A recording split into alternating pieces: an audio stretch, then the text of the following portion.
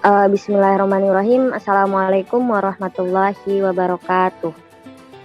Salam sejahtera untuk kita semua. Perkenalkan, kami dari kelompok 1 untuk paralel 9 mata kuliah pengantar manajemen. Di sini kami akan memaparkan materi mengenai manajemen sumber daya manusia, disertai dengan studi kasus mengenai topik ini. Adapun anggota untuk kelompok 1 adalah yang pertama saya sendiri, Nur Hanifah, sebagai moderator. Berikutnya Reza Dwi Putra Perdana sebagai pemapar untuk studi kasus. Dan selanjutnya ada Ziyadatul Hikmah yang akan menjelaskan mengenai materi manajemen sumber daya manusia.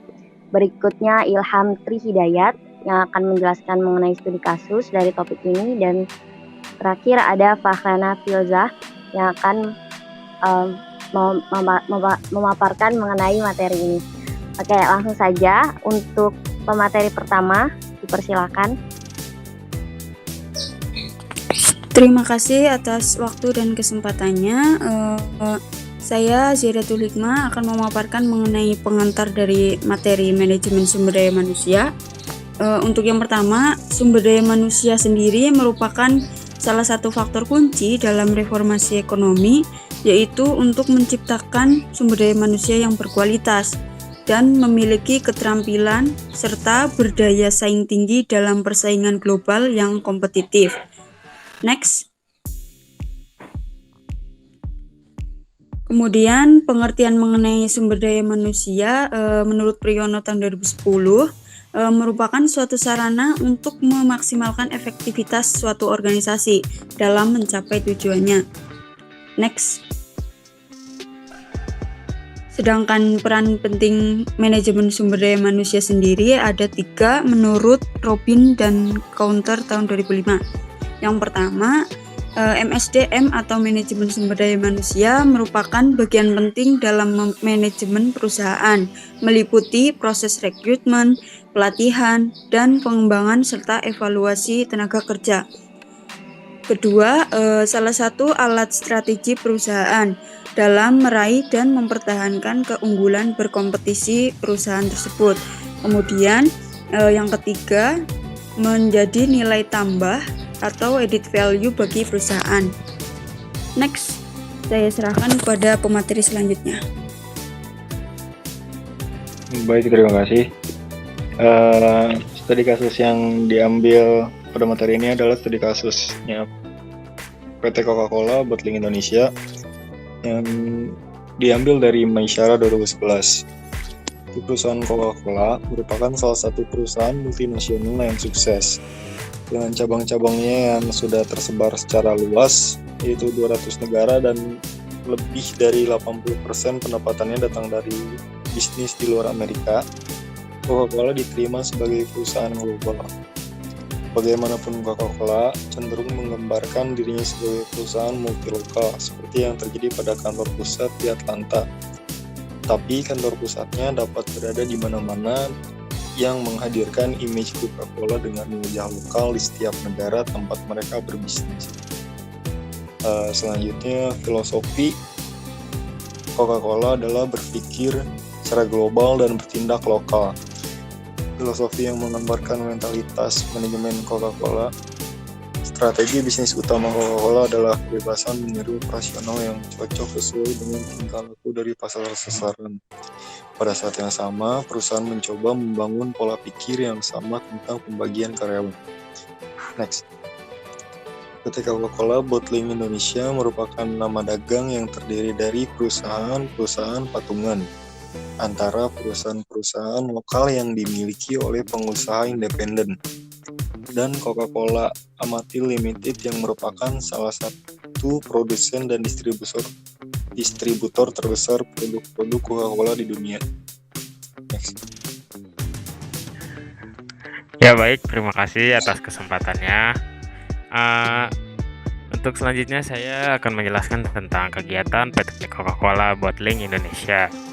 PT Coca-Cola Bottling Indonesia bergerak di bidang perdagangan, Yang kita tahu, produk dari PT Coca-Cola berupa minuman berkarbonasi yang biasa kita minum sehari-hari. Adapun kegiatan perusahaan berupa segala sesuatu yang berhubungan dengan perdagangan, dari mulai pembuatan produk berupa minuman sampai ke tangan konsumen, itulah kegiatan PT Coca-Cola Bottling Indonesia.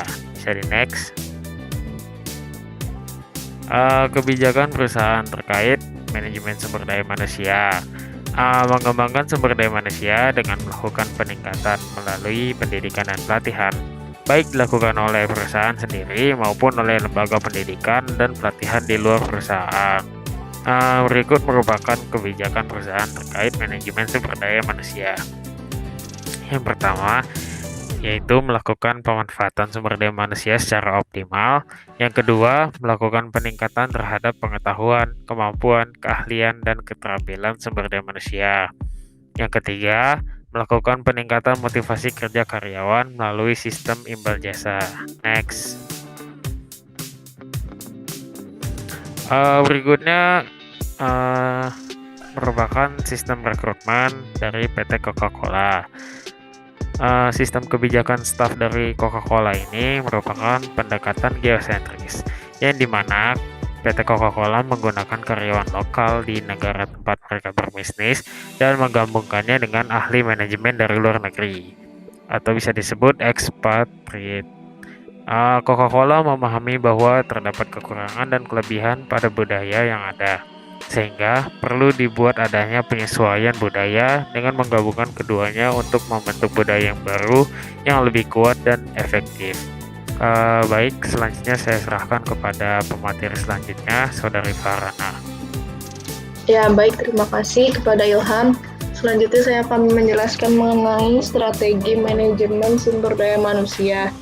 Strategi manajemen SDM Coca-Cola yaitu dengan berusaha untuk memasuki pasar sasaran dengan menggunakan sumber daya yang ada di negara sasaran tersebut, karena umumnya pekerja lokal lebih mengetahui mengenai situasi dan lebih siap dalam memasuki pasar yang ada di negara sasaran tersebut.